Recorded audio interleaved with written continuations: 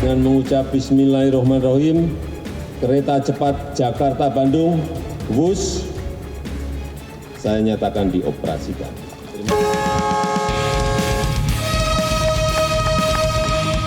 Pak Menteri, sebagai Menteri Perhubungan, betulkah kemudian Argo Parahyangan akan suntik mati dengan lahirnya WUS? Sobat, saya mencoba langsung mendirikan koin ya.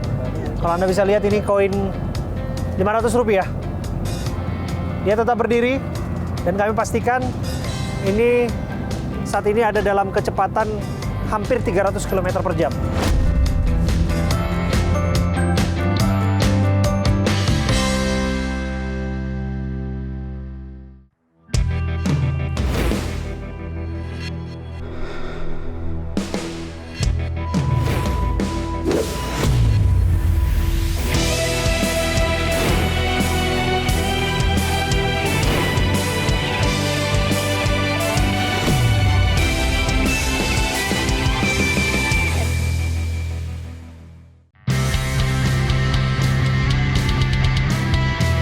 Senin 2 Oktober 2023 menjadi hari bersejarah bagi dunia transportasi tanah air.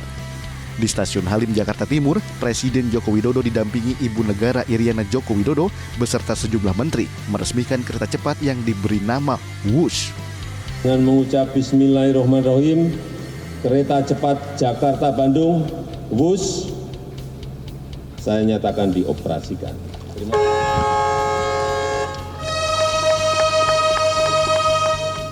Kereta cepat Jakarta-Bandung ini merupakan kereta cepat pertama di Indonesia dan juga pertama di Asia Tenggara dengan kecepatan 350 km per jam. Dan kereta cepat ini kita namakan WUS. Menurut Jokowi, kereta cepat Jakarta-Bandung ini menandai modernisasi transportasi massal yang efisien, yang ramah lingkungan, dan terintegrasi dengan moda transportasi lainnya, maupun terintegrasi dengan TOD atau Transit Oriented Development. Jokowi berharap dengan lahirnya WUS, kebutuhan masyarakat akan transportasi yang baik, nyaman, dan cepat dapat dirasakan. Yang paling penting, rakyat dilayani dengan baik, rakyat dilayani dengan cepat. Karena fungsi transportasi massal itu di situ, bukan untung dan rugi. MRT, ya supaya tahu semuanya, MRT itu subsidi dari pemerintah DKI itu 800 miliar. Itu baru satu jalur pendek. Nanti semakin panjang, tapi itu memang fungsi pemerintah, memberikan pelayanan pada masyarakat dengan transportasi massal sehingga tidak semuanya naik mobil pribadi, naik kendaraan pribadi. Di semua negara yang seperti itu. Kini, perjalanan menuju Jakarta, Bandung maupun sebaliknya memiliki ragam pilihan moda transportasi publik. Mulai dari pesawat terbang, kereta, bus, dan travel memberikan keleluasan masyarakat untuk memilih armada yang hendak digunakan. Kereta cepat yang dibangun dengan nilai investasi senilai Rp110,5 triliun, jarak Jakarta-Bandung sejauh 142,3 km, hanya butuh waktu kurang dari 1 jam. Waktu tersebut 3 kali lipat lebih cepat dibandingkan menggunakan kereta Argo Parahyangan, di mana waktu tempuhnya mencapai 2 jam 45 menit, dan akan memakan waktu lebih panjang jika menggunakan mobil atau bus melalui jalur tol Cipularang, rata-rata mencapai 3 jam jika kondisi jalanan lancar. Lantas apa anggapan publik dengan adanya WUS sebagai transportasi pilihan masyarakat jika bepergian menuju Bandung maupun sebaliknya? Ya, kalau menurut saya mungkin sesuai kebutuhan ya, bahwa pada kebutuhan kita dengan waktu yang masih cukup lama untuk suatu perjalanan, saya pikir Argo Parahyangan masih oke ya, dengan estimasi 3 jam atau 2 jam lebih. Nah, mungkin kalau bagi orang-orang yang punya kepentingan urgen dan untuk membutuh waktu yang cepat, saya pikir solusinya adalah kereta api cepat ya. Dan apalagi kalau dia hanya one day travel ya, pergi bolak-balik, saya pikir salah satu solusi yang baik ya. Kalau dulu masih ada pesawat, sekarang udah ada kereta, harganya so-so juga sih. Oh, kalau saya sih masih setia ke Parahyangan dulu.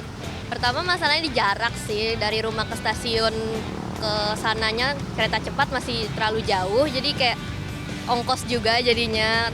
Terus dari sana ke Bandung juga makan waktu juga kan, jadi maksudnya kayak mendingan langsung aja lah, tinggal duduk dari sini nyampe langsung ke stasiun Bandung, nggak usah transit sama sekali. Jadi masih ke Parahyangan sih kalau saya sendiri. Untuk tarif 250 hingga 350 ribu, menurut Mbak gimana? Kalau saya sebagai ya anak kos nih ya terlalu mahal sih ya. Kayak masih mending naik kereta biasa lah ya. Pemerintah berharap dengan adanya modernisasi transportasi massal ini, ke depan ada peralihan penggunaan moda transportasi oleh masyarakat, yakni dari mobil pribadi ke kereta cepat, ke light rail transit LRT, ke mass rapid transit MRT atau ke Transjakarta. Dengan demikian, kemacetan dan polusi udara dapat dikurangi.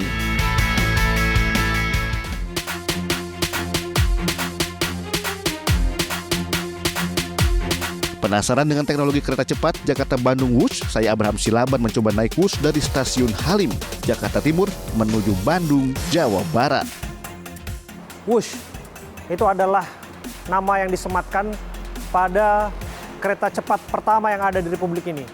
Kereta cepat jurusan Jakarta-Bandung yang disebutkan bisa menempuh waktu hanya sekitar 35 menit maksimal.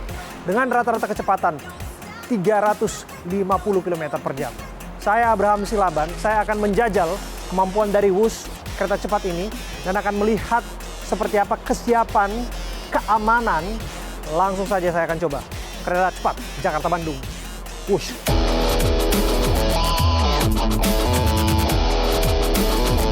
Sepertinya saya sedang beruntung hari ini. Orang nomor 1 di Kementerian Perhubungan berada di stasiun Halim dan diagendakan akan bertolak menuju Bandung menggunakan kereta cepat.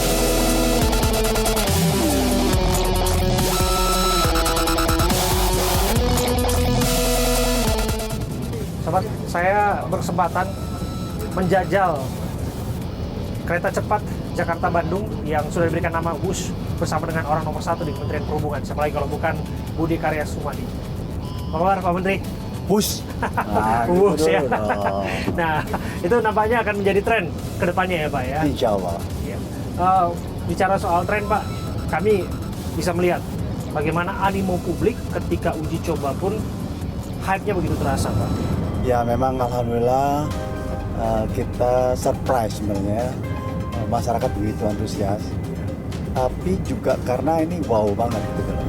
Jadi wajar masyarakat begitu mengapresiasi. Oke. Nah ini semuanya adalah visi misi dari Pak Presiden yang meletakkan ini semuanya. Sesuatu yang tadinya tidak pernah terpikirkan akan ada di Republik ini, tapi kini menjadi kereta cepat pertama di Republik Indonesia. Tak hanya di Republik Indonesia, tapi juga di Asia Tenggara ya Pak. Betul. Jadi yang namanya mimpi, visi itu memang harus diletakkan dan harus dicita-citakan. Kadang tidak mudah, kadang banyak masalah. Tetapi kalau kita tegar, kalau kita memang serius untuk melaksanakan itu, it's okay. Ternyata bisa. Biasa. Sedikit saya bercerita kepada Sobat AB Bus yang menyaksikan. Kami melakukan wawancara ini sambil berdiri tentu saja dan tercatat kecepatan mencapai di atas 300 km per jam. Nih, berdiri nih. Sambil berdiri. Gak Dan goyang. kita bisa rasakan smooth tentu saja ya, dan tanpa tergoncang Pak. Betul. Awalnya kan publik dengan kecepatan rata-rata 350 bahkan hampir 400 dan lain sebagainya gitu, malah tergoncang dan kita bisa nggak stabil ini. Malah kita bisa berdiri seperti ini Pak. Iya, ya. Nah ini luar biasa. Wush. Pak, ngomong-ngomong soal Wush nih Pak ya, ini penamaan Wush ini dari mana Pak Menteri? Jadi saya harus katakan ini adalah satu dialog ya antara banyak orang dengan orang yang namanya Jokowi. Kami itu membuat sayembara 10 nominasi.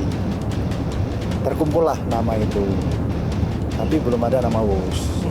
Tapi kami waktu uji coba semuanya Wasus semua gitu. Tiba-tiba Pak Presiden nggak ketemu nih. Coba namanya Wush. Nah kita carilah kosakata yang pas itu. Dan PHOOSH itu artinya cepat menegak. Kami elaborasi dan memang ternyata cocok. Pak, boleh kita sambil duduk Pak, sambil menikmati. Sobat, kami saat ini ada ini adalah gerbong premium ekonomi Jadi ada 3 ya Pak ya? Ada 3 Klasifikasi. kelas yang kami ketahui, kami pelajari. Ada pertama first class, Ya. kedua business class, yang ketiga premium economy. Ya. Oke. Nah ini premium economy juga lumayan nih Pak sebetulnya Pak. Lumayan nyaman lah. Nyaman. Ini ya Pak ya, nyaman ya Pak ya. Dan cuma setengah jam ini. Cuma setengah jam ini ya Pak ya. Iya. Dan ada 3, ada row yang 3 dan row yang 2 ya Pak ya. Ya. Nah, Pak Menteri, bicara soal kelas-kelas ini, tentu publik juga pasti akan bertanya-tanya, Pak ini beneran berapa nanti Pak ini ongkos atau rupiah yang harus dikeluarkan untuk bisa mengakses bus ini? Kami dengar kisarannya 250 sampai 300 ribu kira-kira. Ya, memang itulah yang ditetapkan oleh operator. Oke. Karena ini adalah KPBU, artinya swasta yang mengadakan, maka bukan pemerintah yang menetapkan. Tapi saya dengar nih pengelola akan memberikan suatu tarif yang terjangkau, ya, yaitu 250.000, murah, ya. Bocorannya nih ya Pak ya? Bocorannya gitu, kira-kira ya. Kira-kira segitu ya Pak ya. Dan itu kalau nggak salah sudah include dengan feeder. Kalau turun di Padalarang itu bisa langsung ke stasiun Bandung. Nah, kita akan nodong itu sama mereka. Iya, karena kan disebutkan bahwa ini kan terintegrasi, integrated ya Pak ya. Ya. Dan kemudian supaya juga membantu masyarakat bisa dengan cepat sampai Ya. ke Bandung, Ya. nanti akan dibuat terintegrasi sedemikian Ya, rupa ya. ya Pak ya. Ya, bahkan gini, transportasi integrasi antar moda itu adalah satu masa depan. Bagaimana kita mengelola transportasi. Bahkan kita tidak boleh kereta cepat ini berdiri sendiri. Bahkan harus diintegrasikan dengan KRL, dengan MRT, dengan semua termasuk first mile yang namanya naik sepeda atau naik motor. Itu. Oke. Kita mau ke Padalarang nih Pak ya. Ya, ini kita kepada Larang. Nanti lihat disitulah antar modalnya terjadi. Oke. Nanti kita akan cek sedang rapi-rapi. Oke, siap. Langsung saja kita akan lihat bagaimana integrated modanya di bawah Pak Budi Karya Sumadi sebagai nakodanya. Langsung kita cek. Ya. Ya, bahkan ada istilah suntik mati Argo Parayangan. Pak Menteri sebagai Menteri Perhubungan, betulkah kemudian Argo Parayangan akan suntik mati dengan lahirnya WUS?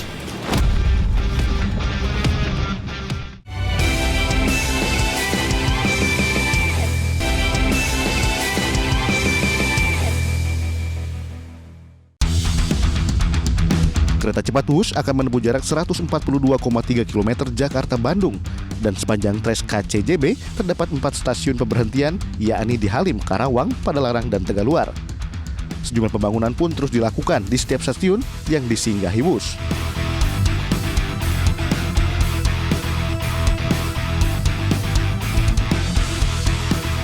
Dan kita sudah tiba di stasiun Padalarang ya Pak Menteri. Hati-hati Pak Menteri. Ya. Oke. Ini stasiun Padalarang ya Pak ya? Pak, jadi sudah berapa persen kesiapan dari seluruh stasiun infrastruktur untuk memastikan bahwa tanggal 3 itu udah fully operated? Jadi memang kita tahap awal mengoperasikan Halim, Padalarang ke Tegaluar. Ini satu awal ya. Nanti baru kita lakukan lebih banyak ya. Nanti Kerawang, Walini kita akan kembangkan. Oke, maka disinilah spot di mana tercepat apabila mau mengakses kota Bandung Ya. di sini.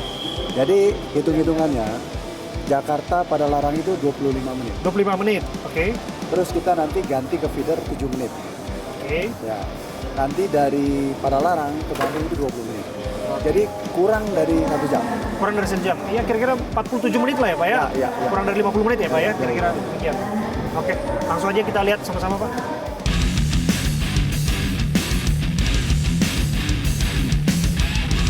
Pak, di belakang kami masih tetap dilakukan upaya pengerjaan demi pengerjaan supaya betul-betul terintegrasi, siap semuanya, dan dipastikan bahwa aksesibilitas itu betul-betul bisa menjadi nilai jual ya Pak ya dalam WUS kali ini, dalam hadirnya WUS ini maksud kami Pak. Ya, jadi memang karena ini satu mimpi bangsa ini. Oke. Dan ide, visi tentang angkutan massal antar kota, maka kita harus membuat suatu yang ultimate. Ya, ultimate itu pun cita-cita besar. Kita berpikir besar, think big. Ya, we start small. Ini kita akan small, but fast. Ya, tapi dalam kurun waktu ini yang sebelumnya tidak terbayangkan pasti kita lakukan. Nah, oleh karenanya satu sisi kita punya mimpi besar, bisa jadi sampai Surabaya, tetapi kita sudah letakkan dasar-dasar. Orang kita sudah tahu, investasi sudah tahu, bahkan kita bisa memverifikasinya sendiri. Luar biasa. Bicara soal verifikasi, kita melihat ada beberapa pekerja yang ada di belakang. Kita ingin menyapa sebetulnya. Ada beberapa pekerja. Oh, ada salah satu pekerja nih. Barangkali ada yang ingin disampaikan. Mas, namanya siapa? Ari, Pak. Ari. Dari mana asalnya? Dari Pangandaran. Pangandaran. Gimana kerja di sini? Semangat ya? Semangat, Pak. Alhamdulillah. Tenang ya? Senang, Pak. Yakin nggak ini selesai tanggal 3 harus sudah operasi loh, Pak? Mudah-mudahan kami berusaha semaksimal mungkin untuk menyelesaikan pekerjaan. Oke. Dengan Mas Ari ya? Dengan Mas siapa? Dede. Pak Dede dengan? Mas Santo. Mas Santo. Ini luar biasa. Udah berapa lama kerja di stasiun Padalarang ini? Udah masuk setahun, Pak. Masuk setahun ya? Iya. Berarti mereka terlibat betul ini, Pak. 1 tahun, mereka kerjanya luar biasa. Tadinya tidak terbayangkan selesai berkat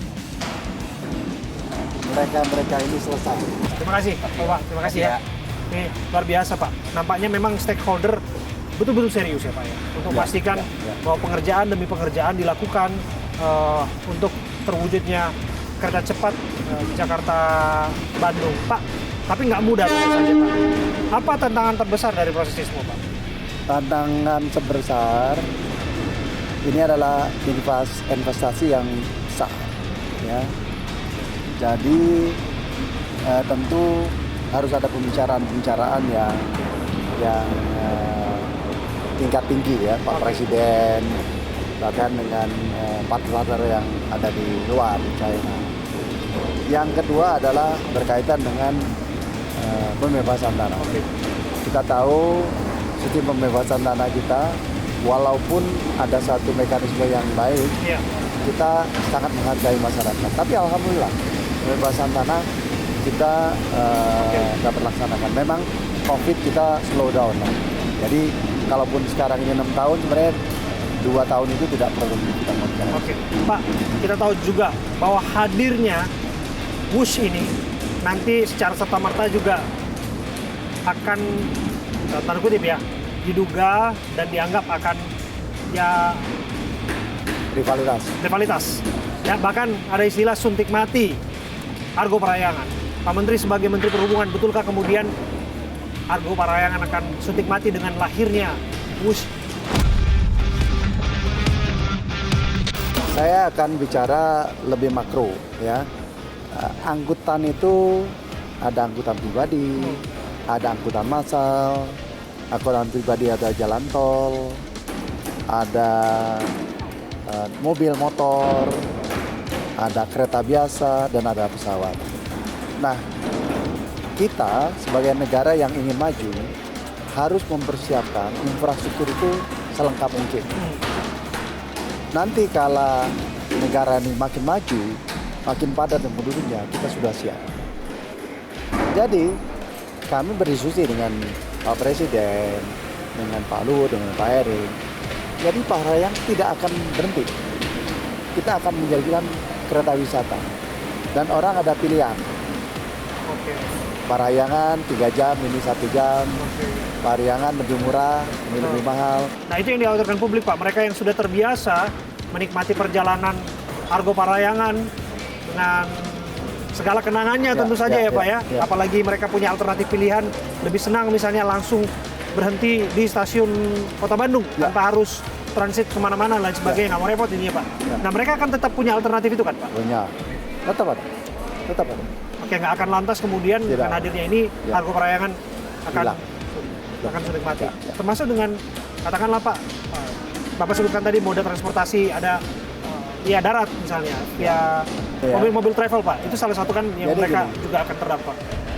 Konsep yang lebih berbudaya, adalah angkutan massal. Mengapa berbudaya?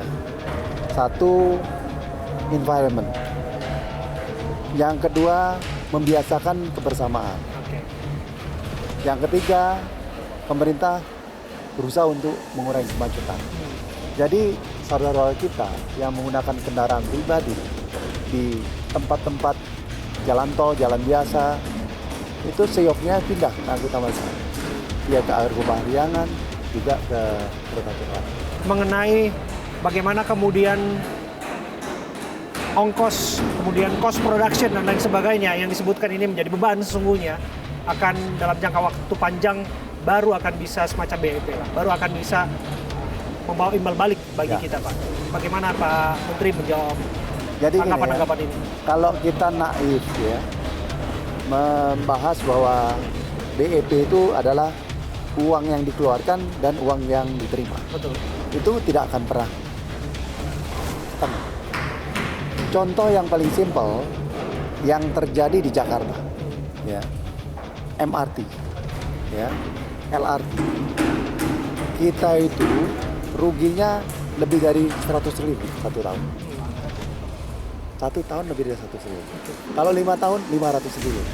Berapa kita investasi di MRT LRT?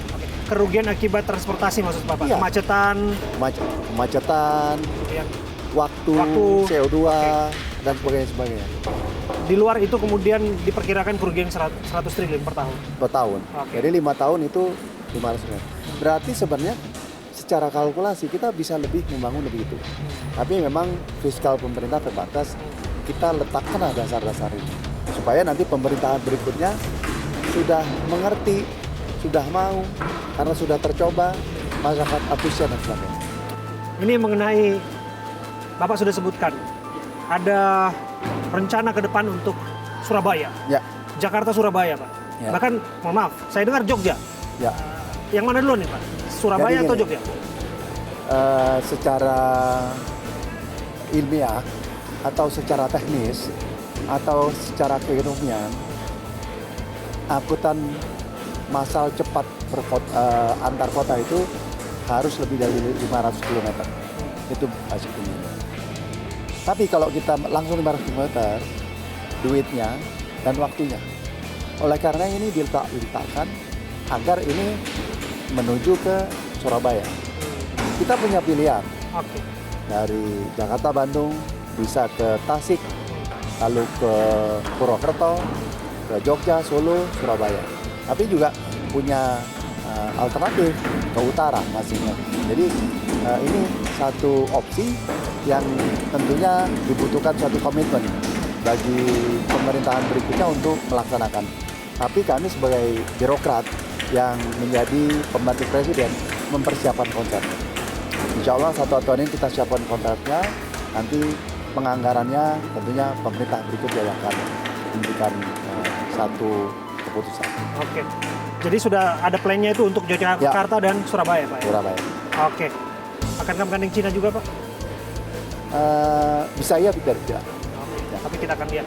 Ini luar biasa, sobat saya, bersama-sama dengan Pak Budi Karya Sumadi, Menteri Perhubungan yang saya pikir menjadi sejarah dalam perhubungan Republik Indonesia. Karena apa? Karena di era beliau, yang tadinya tidak ada, menjadi ada. LRT, MRT, termasuk kereta cepat Jakarta-Bandung. Bus, siapa ya? Bus.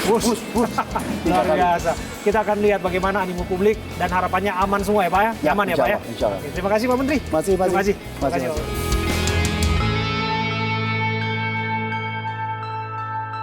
Sobat, saya mencoba langsung mendirikan koin ya. Kalau Anda bisa lihat ini koin Rp500. Dia tetap berdiri dan kami pastikan ini saat ini ada dalam kecepatan hampir 300 km per jam.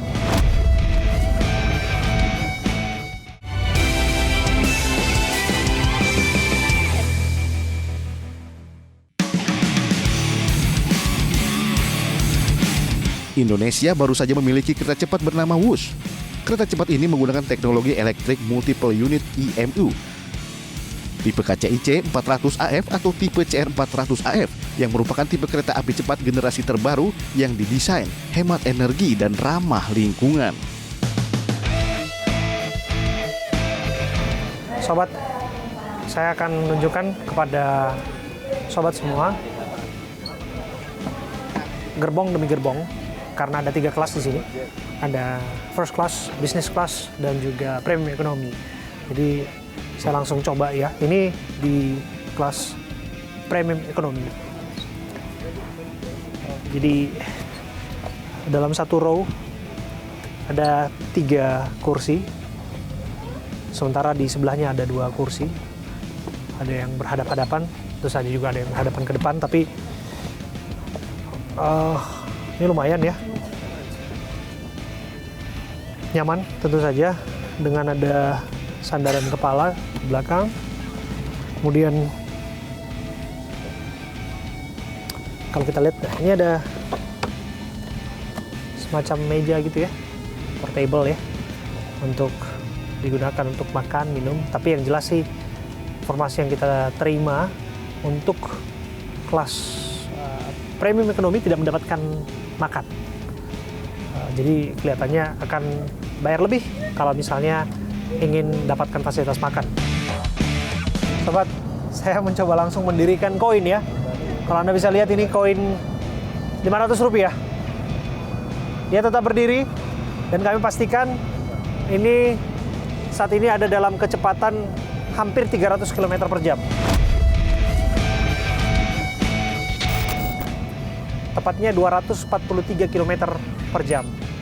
Jadi koinnya tetap bertahan untuk menunjukkan semakin cepat lajunya Whoosh ataupun kereta cepat ini, semakin nyaman pula, semakin minim goncangan tentu saja kita penumpang yang ada di dalamnya. Lagi-lagi nih, ini koin yang tidak terjatuh. Ini salah satu bukti bahwa memang betul-betul smooth.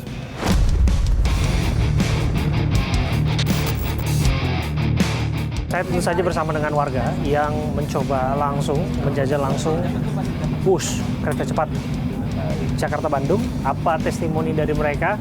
Barangkali mereka punya masukan-masukan sendiri. Apalagi mereka adalah generasi-generasi yang kelihatannya muda ya. Ini tampilannya muda atau usianya udah tua semua nih? Oke. Saya paling muda. Oke. Dengan siapa, Mbak? Aku Tavita. Mbak Tavita, gimana Mbak pengalamannya menggunakan Whoosh? Keren banget. Aku seneng banget. Saya cepet banget ya. Tadi tuh cepetnya kayak pelan-pelan gitu ya. Tadi dari pelan-pelan terus cepet banget. Dan ternyata kita butuh waktu berapa belas menit tadi?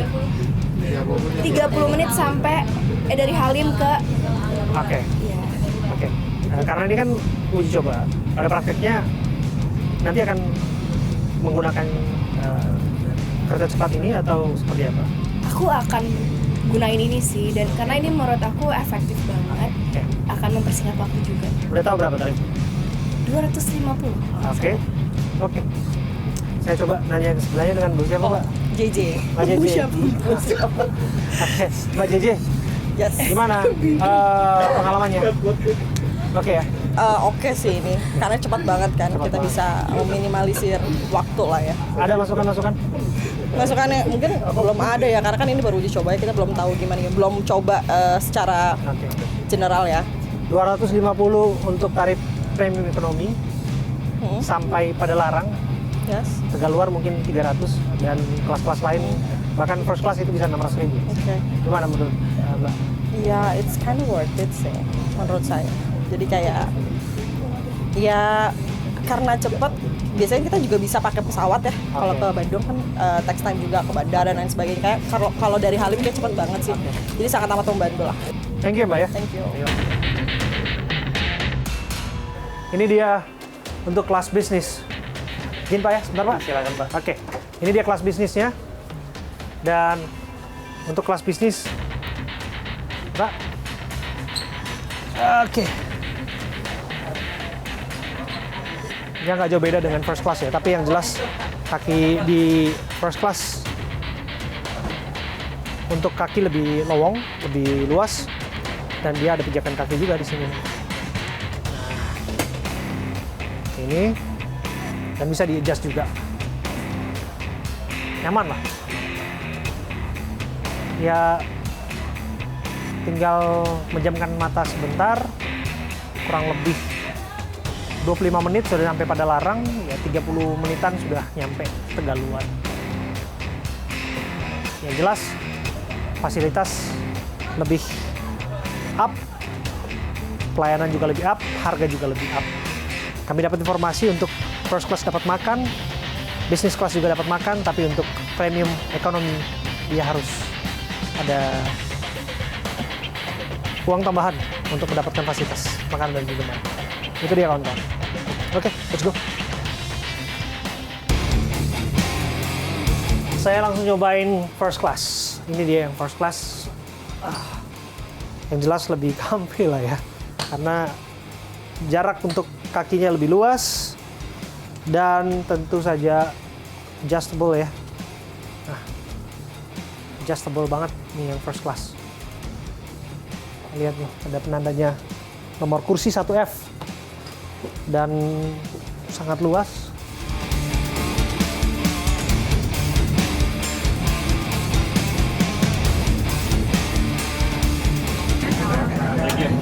Sobat, ini adalah salah satu fasilitas yang ada di sini, restoran kereta cepat.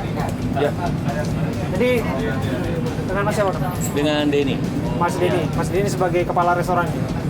Saya di GE Protokol di KCC. Oh. Kebetulan untuk case atau uji coba ini kita menyediakan berbagai hidangan, kebetulan hidangan Nusantara, ada yang dari Bandung dan dari Jakarta. Boleh lihat apa saja? Ini khas Bandung, ada Kartika Sari. Oh, Kartika Sari ya. Kemudian ini juga makanan-makanan khas dari Indonesia semua. Oke. Yang jelas nanti para penumpang nanti akan bisa mengakses ini apabila mereka pengguna ataupun yang mereka yang menggunakan premium ekonomi, mereka harus beli di sini ya? Iya, nanti akan disediakan makanan-makanan ringan karena jaraknya juga sebentar dari Jakarta ke Bandung hanya 46 menit. Jadi memang yang disiapkan, disajikan yang memang siap saji dan mudah untuk dibeli ya. Siap, terima kasih Mas ya.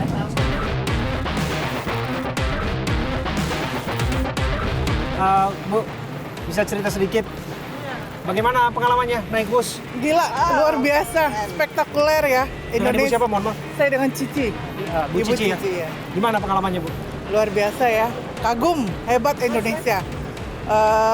Saya terharu ya, bangga banget gitu loh.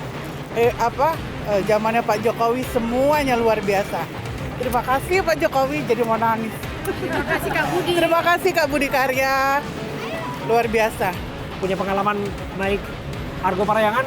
Iya. Akan seperti apa harapannya untuk Argo Parayangan? Ada yang bilang akan suntik mati atau Ibu punya opini sendiri? Sebetulnya kalau stasiunnya ada di Kota Bandung akan lebih worth it ya. Ini karena satu di Padalarang, satunya di Tegaluar, jadi dari Bandungnya agak jauh. Jadi kalau bisa ada di stasiun Bandung atau ada feeder kereta dari Padalarang ke stasiun Bandung, itu worth it banget. Iya. Iya, tapi ini pilihan. Betul, sebetulnya gitu. Oke. Ada masukan? Ya itu, kalau bisa ada ini feeder atau stasiun langsung di Bandung. Itu oke banget. Kalau saya sih, ya ini sih pilihan ya kalau kata saya. Kalau yang mau cepat 1 jam ya monggo naik ini. Kalau yang mau lama ya silakan masih Parahyangan. Oke. Tapi jangan disuntik mati ya? Jangan. Karena itu ikonnya Bandung ya. Argo Parayangan adalah ikon. Ya, sejak saya kuliah zaman dulu. Sudah market ya. Oke, baik. Terima kasih, Pak. Terima kasih, Mas. Tidak semua perjalanan itu berawal dari Halim. Nah, jadi memang titik kuncinya adalah bagaimana ya Halim itu semakin mudah diakses. Ya, dan bagaimana juga nanti semakin mudah mengakses Bandung dari Padalarang atau Tegaluar.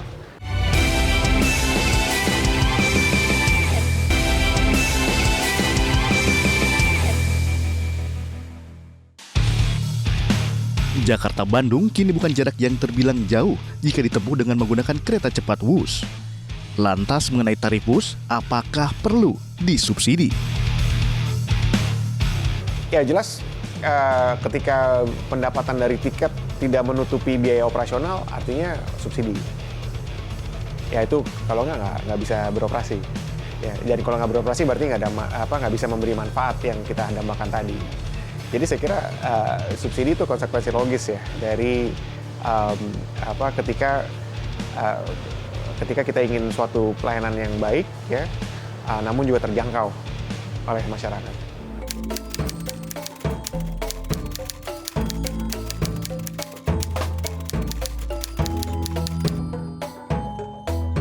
Ya begini ya, saya juga pernah ditanya hal yang sama ketika kita bangun jembatan Suramadu, bagaimana dengan nasib ferry gitu ya.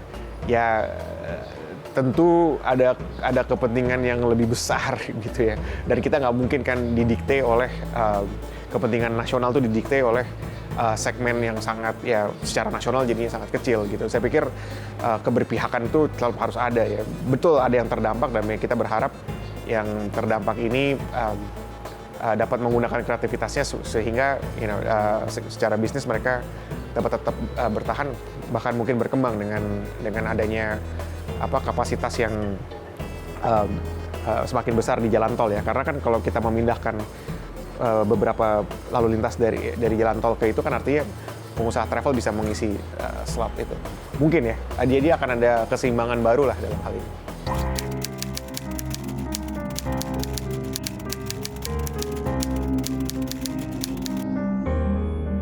Ya itu termasuk saya kira termasuk yang perlu pertimbangan bersama-sama ya, karena ini saya sampaikan gini, tentunya ada segmennya sendiri ya, dari Gambir ya, dari Gambir juga punya wilayah tangkapan sendiri ya, mana yang bermulai dari Gambir sampai ke pusat kota Bandung. Nah ini saya lihat segmen Padalarang ke kota Bandung pusatnya ini masih belum terlayani sempurna ya, kalau masih mengandalkan misalnya kereta diesel ya yang sekarang ada itu melintasi barat timurnya Bandung itu, saya kira tingkat pelayanannya masih kurang memadai untuk menjadi sambungan terakhir atau last mile dari Padalarang ke pusat kota Bandung. Nah begitu saya harapkan tentunya pemerintah sudah sangat berhasil ya dengan pembangunan ini. Saya kira semua orang bangga. Saya ingin mungkin berikutnya saya usul berikutnya ya segmen itu tadi Padalarang, dari stasiun Padalarang ke stasiun pusat Bandung itu ya mungkin KRL gitu ya, dielektrifikasi gitu, sehingga nanti perlahan-lahan kita bisa lihat makin banyak yang beralih dari Argo Parahyangan ke kereta cepat ya Wush ini, lalu nanti sambungan dari Padalarang ke kota Bandungnya dengan angkutan yang lebih modern dan juga lebih baik.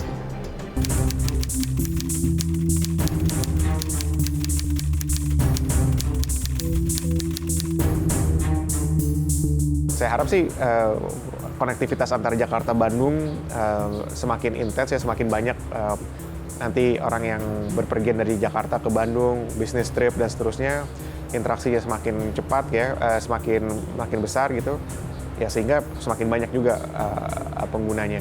Tapi itu tadi ya, saya paham ya bahwa mungkin tujuan akhir orang dari Jakarta itu bukan ke Padalarang, dan tidak semua perjalanan itu berawal dari Halim. Nah, jadi memang titik kuncinya adalah bagaimana ya Halim itu semakin mudah diakses. Ya, dan bagaimana juga nanti semakin mudah mengakses Bandung dari Padalarang atau Tegaluar yang mungkin lebih dekat dari Padalarang.